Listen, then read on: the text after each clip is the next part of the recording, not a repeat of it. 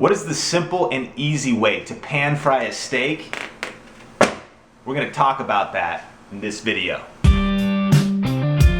only gonna need 4 simple things. Number 1, a pan. Number 2, steak. Beef loin, New York steak, bone in. Number 3, butter. And then lastly, some special spice. Now we got this free at our local grocery store. Check it out. So hit your local grocery store. In this case, we're headed to Smith's. Get that bone-in New York steak. Get that bone in there for flavor. So at almost any grocery store you go to, you should be able to get hooked up with the good spice for free. So check this out. Can I just grab a little steakhouse seasoning? This is that free steak rub. Step 1, put the burner on high and get that pan really hot right at the start. Step 2, prepare your steak with the rub. So what I like to do is get a nice layer of rub right on top. Now this particular rub from Smith's is delicious. You will want to experiment with your own rubs, whether purchased or free. I then like to rub in the rub to the meat. Flip. Whoops. Overspill. Spread it out. Rub it in. So make sure that you've given this pan a few minutes to get very, very hot because you want to sear the steak right off the bat. And also make sure that you have a lid available for a little later on as we begin to cook the steak. I'm going to put a tiny little butter in the pan to test it and to see if it's ready. That's what you're going to want to see with your butter. You see that the pan is hot enough for the butter sizzle. So what we're going to do is get off a pretty healthy amount of butter and get that on our pan and get our pan ready to drop our steak right on there and sear it. Rosie! Take that steak and drop it right down on the butter and let it sear here for a while. Now we're going to add the pan later, but we want to sear the bottom side without cooking any other of the steak to bring a nice sear to the bottom of the steak. Check that out, John. So as you can see, the steak is searing here in this nice butter bottom, and we are trying to get a very seared bottom, but we're letting the heat escape at this point and keeping the heat on high. Soon we're going to flip the steak, lower the heat, and put the lid on to let the rest of the steak cook for a little while for that perfect flavor.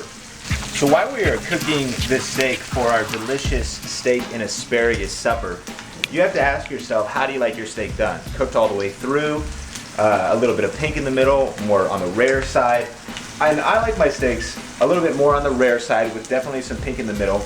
And one thing that I want to warn you up front, that if you want it a little bit rare, you're always going to want to pull it earlier than you think you need to, because once you take it off the heat, it's going to continue to cook. And so you want to stop earlier than you think you need to. Let's flip it now. So now we're going to flip it, and you're going to see that the base of the steak is cooked, seared nice and hard with the pepper rub that we have on there nice. And what we're going to do is we're going to drop it to low heat now, and we're actually going to add some more butter. The healthy decision.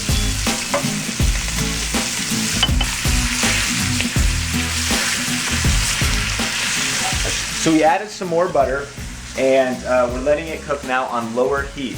And the great thing is, as soon as the steak is done, if you would like to cook some mushrooms and some onions and saute them, you can saute them right in that same butter, and it usually works perfectly, and it adds a little bit of that steak and meat flavor as well as a little bit of the rub that has come off. Now I'm going to switch forks to avoid foodborne illness. Now our method of testing how well cooked this is going to be by cutting into it. So let's check it out right now. This has probably only been cooking on here for about 2 minutes, and as we cut in, you can see there's definitely a rare thin line of pink in the middle there, but now it is cooking very slow, and we're going to let it go for about another minute. So if you wanted to have an actual rare center, now would be the time to bring it off and that would be fine. But we're going to go for a cooked all the way through, but pink in the middle, doneness on this particular steak. And so we're looking at probably about 3 to 5 minutes total, depending on how hot your stove, oven top, pan is. So we actually raised the heat to right on medium, about a 6 for the second 2 minutes, and we're counting down to just 4 minutes total now after searing the one side and going into the full steak. And as we look into it, we're trying to achieve a little bit of pink in the middle. So again, our way for testing it, we're not temping it, but there you go. There's, you can see the pink is in there. But John, how do you feel about that? Would you eat a steak that's a little rare like that? Oh yeah.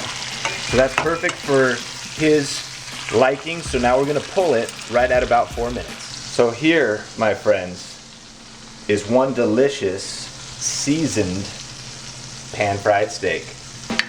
So hey, and a great video we made to complement this steak video is some simple and easy recipe for asparagus. Just click on the asparagus in order to see that video. Come on, do it. You know you want to. It's simple, it's easy. Just click right there. Delicious asparagus.